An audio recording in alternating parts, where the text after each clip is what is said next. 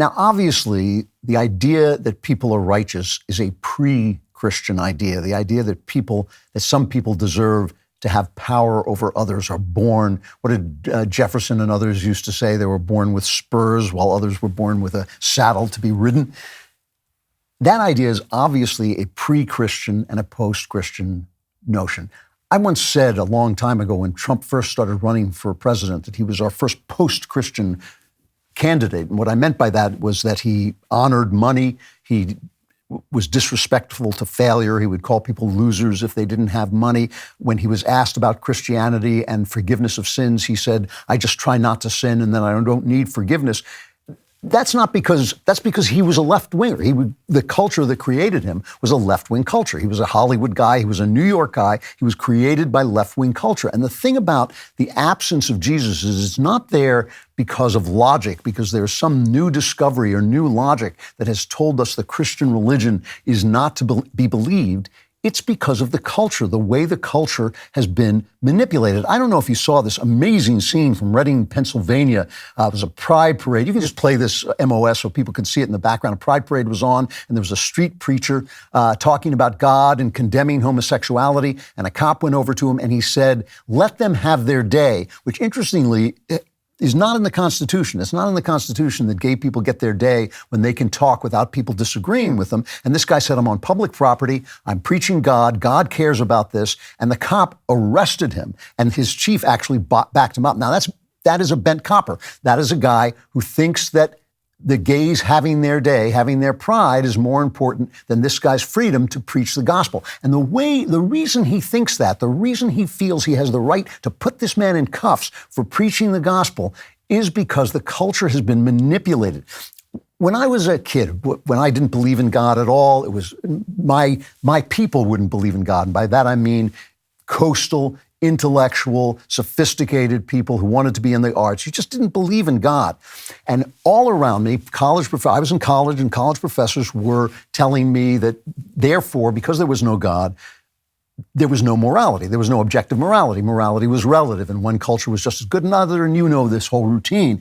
And then I read this book, and I've talked about this before, Crime and Punishment by Fyodor Dostoevsky, which is about a man who, in the belief that a great man can make his own morality, kills two women with an axe. And when I read that scene in which he murders these two women, I suddenly thought, no, wait a minute. That's evil. You can't write a world. You can't create a world. One of the women is retarded. I know we're not supposed to use that, but that's what she is. She's has mental defect. And he hits her with an axe. And you think, no, hitting an innocent, afflicted woman with an axe is evil. There's no relativity there at all. And that really disturbed me because it meant there must be a God, but I was not allowed to believe in God. Now, in Crime and Punishment, Dostoevsky strongly suggests that the only redemption this murderer is going to get is from Jesus Christ, that he's going to have to find Jesus Christ to be redeemed. And so what I did was I edited out Jesus because I didn't want to believe that. And what I said to myself was something on the order of, well, when he says Christ, it's really symbolic of blank, blankety, blank, blank. I can't remember what I thought it was symbolic of, but it was anything to delete Jesus from that scene. The other day, hilariously, I was reading a book about crime and punishment. It's called good book. It's called The Sinner and the Saint, Dostoevsky and the Gentleman Murderer Who Inspired a Masterpiece.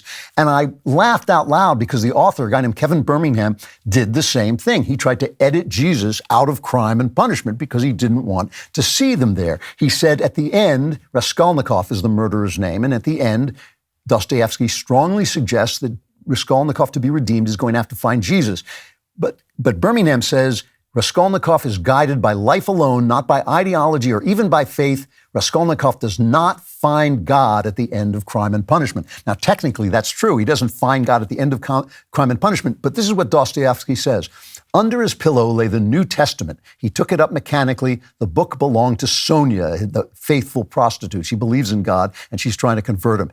It was one from which she had read the raising of Lazarus to him. He says, to his great surprise, he was always worried that she was going to worry him about religion. She would talk about the gospel and pester him with books, but she didn't.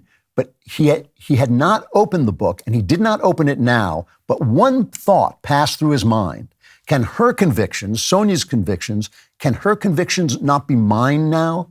He did not know that the new life would not be given him for nothing, that he would have to pay dearly for it, that it would cost him great striving, great suffering. But this is the beginning of a new story, the story of the gradual renewal of a man, the story of his gradual regeneration, of his passing from one world into another, of his initiation into a new, unknown life. That might be the subject of a new story, but our present story has ended. So Raskolnikov doesn't find Jesus at the end of the book. He finds Jesus after the book, and it's very, very clear what Dostoevsky, who was an Orthodox Christian, it is very clear what he's saying. This editing God, and specifically Christ, out of stories where he belongs, is so endemic to our intellectual and elite class, there ought to be a delete Jesus key on their computers. One of the reasons I canceled my subscription to Sports Illustrated is because they named Christian quarterback Drew Brees Sportsman of the Year in 2010.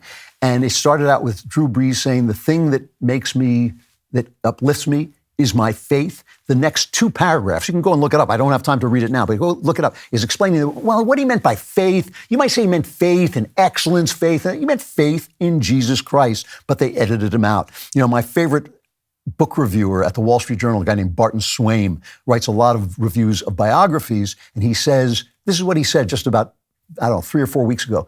He said, I don't know how many biographies I've read, in which otherwise fair and capable biographers dismiss or minimize their subjects' expressions of faith for no obvious reason. The great statesman or philosopher or composer may have said that he trusted in God or that he found solace in a scriptural text. So goes this interpretive habit, but we know he didn't mean it. They edit Jesus out. Has anybody seen the movie Greyhound? I talked about it on the show once. I do not understand why conservatives have not elevated this movie and made a big fuss about it. Some of them haven't seen it because it's been limited to Apple TV. Not everybody has Apple TV. This is with Tom Hanks, written by Tom Hanks.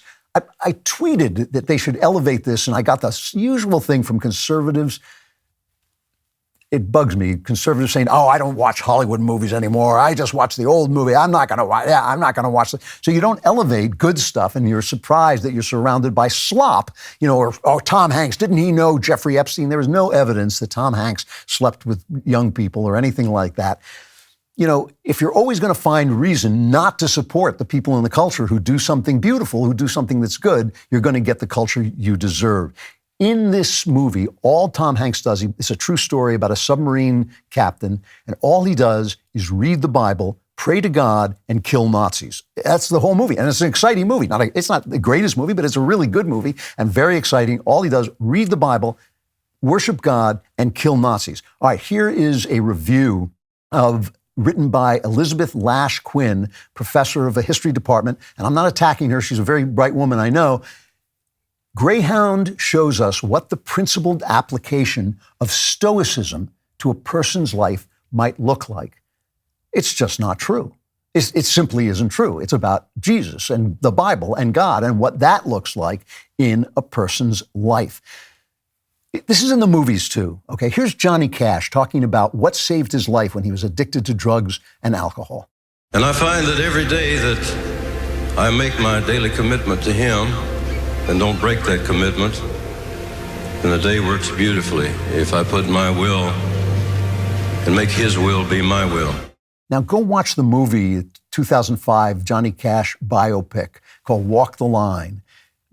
There is one, maybe 20-second scene in it when he gets out of his car to go to church and he starts to kind of pull back and his wife, played by Reese Witherspoon, takes him into the church. That's the scene. There was a larger scene that they cut out where he's in the church, but even that scene doesn't have Jesus in it. Even the scene does not mention the faith that became the center of his life. Laura Hildenbrand, she wrote this wonderful book called Unbroken about Olympian Louis Zamperini, who was tortured by the Japanese. A guard named Bird tortured him just horribly. The book is wonderful, but it's very hard to read because of the pain and suffering he went through.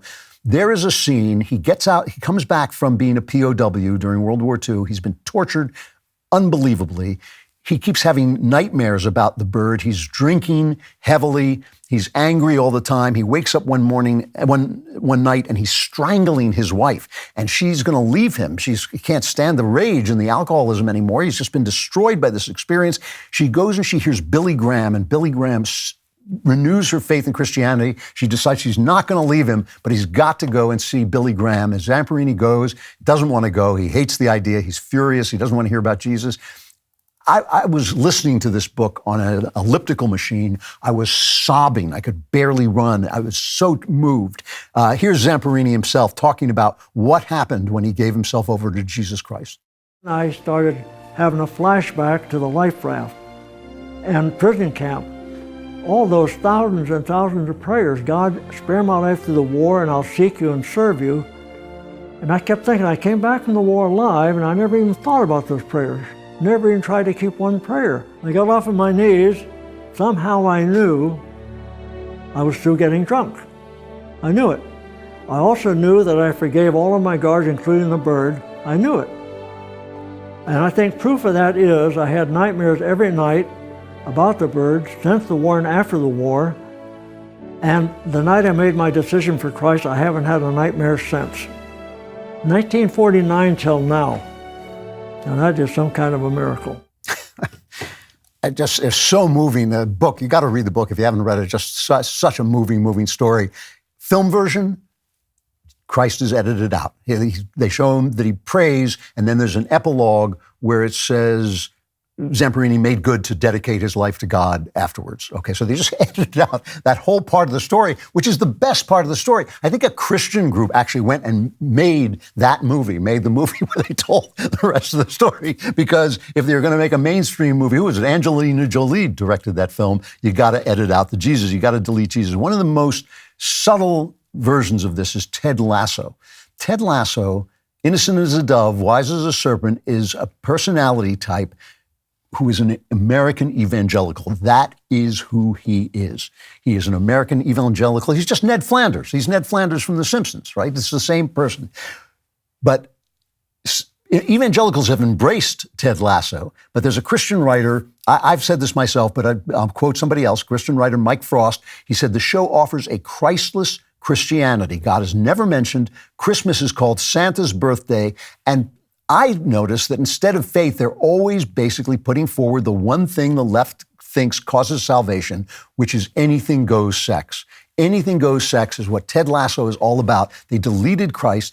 They want, it's like they want salvation, but they don't want the Savior. They want redemption, but they don't want the Redeemer. They edit Christ out. And this creates a world in which you think, just like I thought when I was a young, sophisticated person, and now if you're a young person and you want to be sophisticated, you want to be part of the in crowd, you think that this is not what good people do. This is not what the right people do. They don't talk about Jesus. The word Jesus used to go down my spine like someone had dropped a centipede down my shirt. But that is a created thing. It is created by the culture by deleting Jesus, by editing him out. And it means that what is edited out is the entire philosophy of Christianity, which includes the fact that we are broken beings, that we are fallen beings, that not one of us is righteous, no, not one. Not one of us is born to have power over the other. And that's why we build systems like capitalism and democracy, or Republican democracy, that have inbuilt power